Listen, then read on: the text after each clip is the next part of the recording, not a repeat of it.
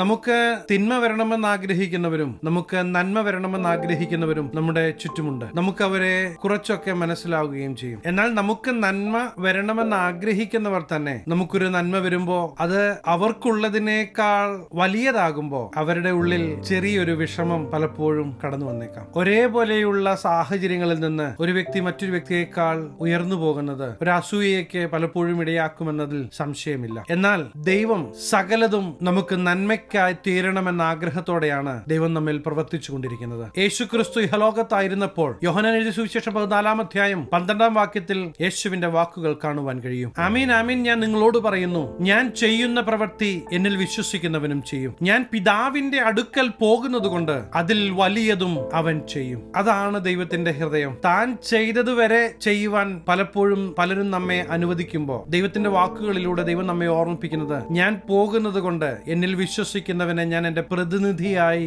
ഇവിടെ നിർത്തുകയാണ്. ഞാൻ ചെയ്തത് മാത്രമല്ല, അതിൽ വലിയതും ചെയ്യുവാൻ ഞാൻ ഒരു അധികാരം കൈമാറുകയാണ്. യേശുവിന്റെ വാക്കുകളിൽ നിങ്ങൾ വിശ്വസിക്കാൻ തയ്യാറാകുന്നെങ്കിൽ ഈ യേശുവിന്റെ വാക്കുകളുടെ നിവർത്തീകരണം പ്രിയദൈവത്തിലെ നിങ്ങളുടെ ജീവിത മേഖലകളിൽ നിങ്ങൾ കാണുവാൻ പോകുകയാണ്. അതെ, ഞാൻ ഇന്നും വിശ്വസിക്കുന്നു യേശു പറഞ്ഞ വാക്കുകൾക്ക് ജീവനുണ്ടെന്ന്, അത് നമ്മെ ജീവിപ്പിക്കുന്നതാണെന്ന്, നമ്മെ ശക്തീകരിക്കുന്നതാണെന്ന് ഞാൻ വിശ്വസിക്കുകയാണ്. നിങ്ങൾ അതുപോലെ വിശ്വസിക്കാൻ തയ്യാറാണെങ്കിൽ നിങ്ങളുടെ ജീവിത മേഖലകളിൽ ജീവിക്കുന്ന യേശുവിന്റെ പ്രവൃത്തികൾ നിങ്ങൾ കാണുവാൻ പോകുകയാണ്. മാത്രമല്ല, നിങ്ങൾ കൈവെക്കുന്ന മേഖലകളിൽ ദൈവിക നന്മ, ദൈവിക പ്രൊവിഷൻ നിങ്ങൾ അനുഭവിക്കും. കരഞ്ഞു തീർക്കുവാനുള്ളതല്ല പ്രിയ ദൈവത്തിലെ നിങ്ങളുടെ ജീവിതം. നിങ്ങളുടെ ജീവിത മേഖലകളിൽ ദൈവിക പ്രൊവിഷനുകൾ നിങ്ങൾ അനുഭവിക്കണമെന്ന് ഈ ദൈവം ആഗ്രഹിക്കുന്നു. അതെ, യേശുവിനോട് ചേർന്ന് നിൽക്കുവാൻ നിങ്ങൾ തയ്യാറാണെങ്കിൽ തീർച്ചയായും ദൈവിക പ്രൊവിഷനുകൾ നിങ്ങൾ അനുഭവിക്കും. അതെ, നിങ്ങൾ ദേശത്ത് ഒരു അനുഗ്രഹമാകും. വിശുദ്ധനായ ദൈവത്തിന്റെ മുമ്പാകെ കടന്നു വരുവാൻ നമ്മുടെ പാപപ്രവൃത്തികൾ കൊണ്ട് കഴിയാതിരുന്നപ്പോ പാപമില്ലാത്ത യേശു ക്രിസ്തുവിനെ നമ്മുടെ പാപത്തിന് പരിഹാരമായി കാൽവറി ക്രൂശിൽ യാഗമാക്കി തീർത്തത് നമ്മെ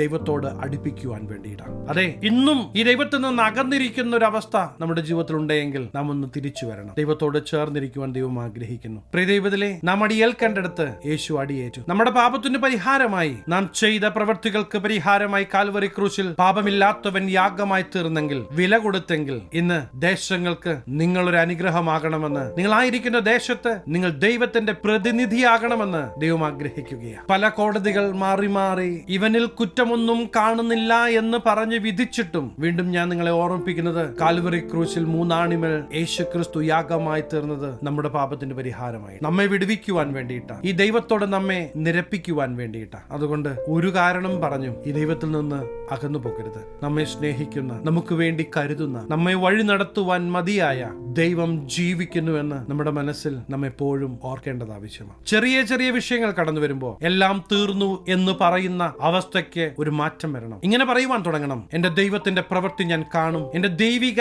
പ്രൊവിഷൻ ഞാൻ അനുഭവിക്കും, യേശു ക്രിസ്തുവിലൂടെയുള്ള ദൈവിക വാഗ്ദത്തങ്ങൾ ഞാൻ എന്റെ കുടുംബത്തിൽ, എന്റെ ജീവിതത്തിൽ ഞാൻ അനുഭവിക്കുമെന്ന് പറയുവാൻ തുടങ്ങണം. അതെ, യേശു ക്രിസ്തുവിലൂടെ വിശുദ്ധനായ ദൈവത്തിന് മുമ്പാകെ കടന്നു ചെല്ലുവാൻ നമുക്ക് യോഗ്യത ലഭിച്ചെങ്കിൽ ഒരിക്കലും ഒരു നിന്ദാപാത്രമായി, നാശമായി പോകുവാനല്ല ദൈവം നമ്മെ കണ്ടിരിക്കുന്നത്. തലമുറയെക്കുറിച്ചുള്ള ഭാരമായിരിക്കും നിങ്ങളെ അലട്ടുന്നത്. ഇന്ന് ആ വിഷയങ്ങൾ ദൈവത്തിന് മുമ്പാകെ കൊടുക്കണം. തലമുറകൾക്ക് വേണ്ടി കണ്ണുനീരോടെ ദൈവസന്നിധിയിൽ പ്രാർത്ഥിക്കുവാൻ തയ്യാറാകണം. ഞാനൊരു കാര്യം ഉറപ്പു പറയാം, നിങ്ങളുടെ പ്രാർത്ഥനയുടെ മറുപടി ഈ ദിവസങ്ങളിൽ നിങ്ങൾ കാണുക തന്നെ ചെയ്യും. അതെ, ജീവിക്കുന്ന ദൈവത്തിന്റെ പ്രവൃത്തി നിങ്ങളുടെ ജീവിത യാത്രയിൽ നിങ്ങൾ അനുഭവിക്കും. പ്രിയ ദൈവത്തിലെ യേശു ക്രിസ്തുവിലൂടെ മാത്രമേ ദൈവത്തിന്റെ അടുക്കിലേക്ക് നമുക്ക് കടന്നു ചെല്ലുവാൻ കഴിയുകയുള്ളൂ. യെശയ്യാ പ്രവാചകന്റെ പുസ്തകം 59 അധ്യായം 1-2 വാക്യങ്ങൾ നമുക്ക് ഇപ്രകാരം കാണുവാൻ കഴിയും. രക്ഷിപ്പാൻ കഴിയാതെ വണ്ണം യഹോവയുടെ കൈ കുറുകിയിട്ടില്ല, കേൾപ്പാൻ കഴിയാതെ വണ്ണം അവന്റെ ചെവി മന്ദമായിട്ടില്ല.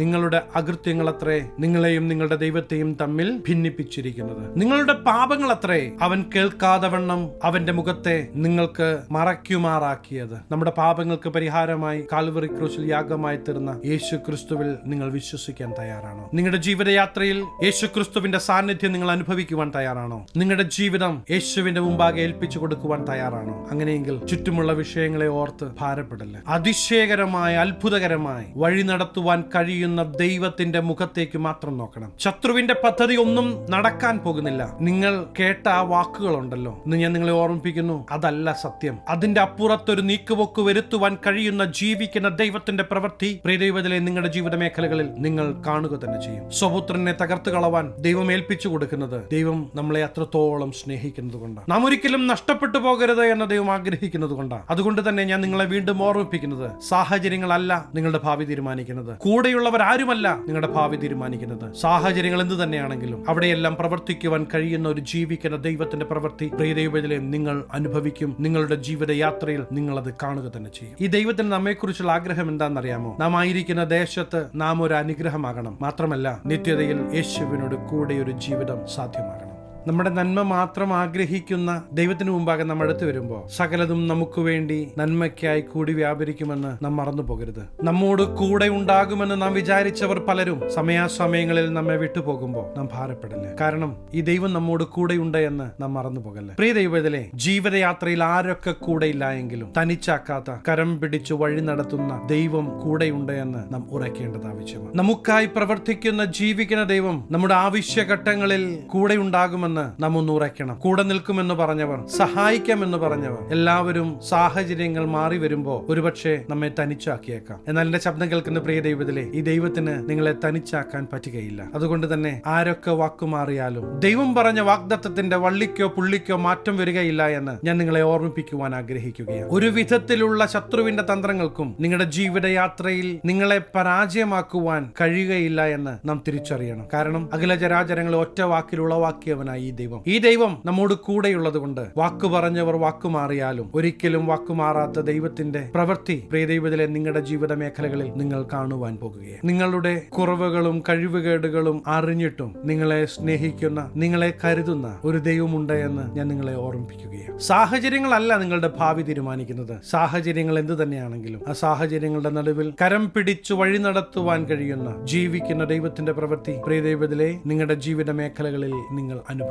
ഇന്ന് ദൈവം നിങ്ങളോട് സംസാരിച്ചിട്ടുണ്ടെങ്കിൽ നിങ്ങളുടെ മുമ്പിലുള്ള സാഹചര്യങ്ങൾ കൊണ്ട് ഇനി നടക്കുകയില്ല എന്ന് പറഞ്ഞ് മാറ്റിവെച്ച ദൈവിക വാഗ്ദത്തങ്ങളെ ഒന്ന് പൊടി തട്ടിയെടുക്കണം. എന്നിട്ട് പറയണം, എന്റെ യേശു എന്റെ കൂടെയുള്ളത് കൊണ്ട് ഇത് നടക്കുമെന്ന് പറയണം. ദൈവിക വാഗ്ദത്ത നിവർത്തീകരണത്തിന് വേണ്ടി നിങ്ങളൊന്ന് ഏൽപ്പിച്ചു കൊടുക്കാൻ തയ്യാറാണോ? അങ്ങനെയെങ്കിൽ ഞാൻ നിങ്ങൾക്ക് വേണ്ടി പ്രാർത്ഥിക്കുവാൻ ആഗ്രഹിക്കുകയാണ്. കണ്ണുകളെ അടയ്ക്കാം, പ്രാർത്ഥിക്കാം. മഹാപരിശുദ്ധനായ ഞങ്ങളുടെ സ്വർഗീയ പിതാവേ, എന്നോടൊപ്പം ചേർന്ന് പ്രാർത്ഥിക്കുന്ന ദൈവജനത്തെ അങ്ങയുടെ തൃക്കരങ്ങൾ തരുന്നു. ഈ ജനത്തെ അങ്ങ് ഒരു അനുഗ്രഹമാക്കി മാറ്റണം. എല്ലാ മേഖലകളിലും പരിശുദ്ധാത്മാവിന്റെ വലിയ നിയന്ത്രണം ഇവരുടെ ജീവിത മേഖലകളിൽ വെളിപ്പെടട്ടെ. അസാധ്യമെന്ന് വിചാരിച്ച ഇടത്ത് തന്നെ ദൈവത്തിന്റെ പ്രവൃത്തി, ദൈവിക പ്രൊവിഷൻ ഇവരിൽ വെളിപ്പെടട്ടെ. അപ്പ അനുഗ്രഹിച്ചു പ്രാർത്ഥിക്കുന്നു, അനുഗ്രഹമാകട്ടെ. ദൈവ പ്രവൃത്തി ഇവരുടെ മേൽ വെളിപ്പെടട്ടെ. ദുഷ്ടന്റെ സകല തന്ത്രങ്ങളെയും യേശുവിന്റെ നാമത്തിൽ ക്യാൻസൽ ചെയ്യുക. യെസ്, ദൈവിക പ്രൊവിഷൻ ഈ ജനം അനുഭവിക്കട്ടെ. അനുഗ്രഹിച്ചു പ്രാർത്ഥിക്കുന്നു, അനുഗ്രഹമാക്കുക. സകല മനോമഹത്വം അങ്ങേക്ക്, സകലവും യേശു ക്രിസ്തുവിന്റെ നിസ്തുല്യ നാമത്തിൽ തന്നെ ആമേൻ. പ്രിയ ദൈവത്തിലെ യേശു നിങ്ങളുടെ കൂടെയുള്ളത് കൊണ്ട് സകലതും നന്മയ്ക്കായി മാറുവാൻ പോകുകയാണ്. വീണ്ടും ഞാൻ നിങ്ങളെ ഓർമ്മിപ്പിക്കുന്നത്, സാഹചര്യങ്ങളല്ല നിങ്ങളുടെ ഭാവി തീരുമാനിക്കുന്നത്, യേശുവാ നിങ്ങളുടെ ഭാവി തീരുമാനിക്കുന്നത്. യേശുവിനോട് ചേർന്ന് നിൽക്ക്, നിങ്ങൾ തീർച്ചയായും ഒരു അനുഗ്രഹമാകും. ഈ ചെറു സന്ദേശം നിങ്ങൾക്ക് അനുഗ്രഹമായെങ്കിൽ തീർച്ചയായും ഞങ്ങളെ അറിയിക്കണം. അനേകർക്ക് അനുഗ്രഹമാകേണ്ടതിന് സ്നേഹിതർക്ക്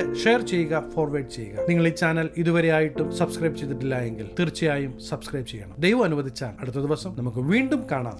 സ്റ്റേ ബ്ലെസ്ഡ്.